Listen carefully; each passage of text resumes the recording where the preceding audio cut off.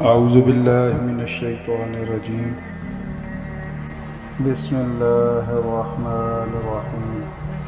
اللہم صلی علی محمد وعلی آل محمد کما صلیت علی ابراہیم وعلی آل ابراہیم انکا حمید مجید اللہم بارک علی محمد وعلی آل محمد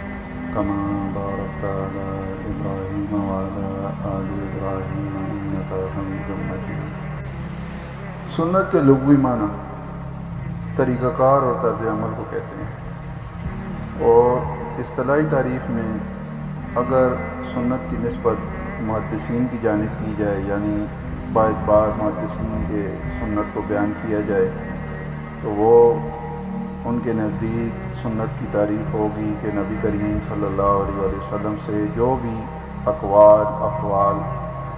یا بیان سکوتی، تقریری،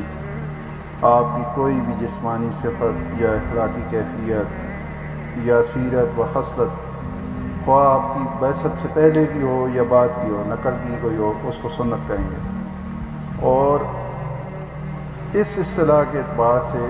سنت جو ہے وہ حدیث کا مترادف بن جاتا ہے، اور اسی حدیث کے متعلق آگے آنے والی ویڈیوز میں ہم اکثر ابحاث کریں گے۔ اکثر جو ویڈیوز ہوں گی ہماری وہ محدثین کے نسبت سے جو سنت کا معنی بنتا ہے اسی حوالے سے ویڈیوز ہوں گی۔ اسی طرح علماء اصول کہتے ہیں کہ ہر اس قول یا فعل یا بیان سکوتی کو سنت کہیں گے جو رسول کریم صلی اللہ علیہ وآلہ وسلم کی ذات گرامی کی طرف منسوب کر کے نقل کی گئی ہو اور اس سے کوئی حکم شرعی ثابت ہوتا ہو۔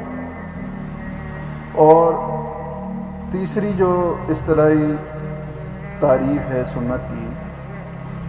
وہ ہے باعتبار فقہائے کرام کا۔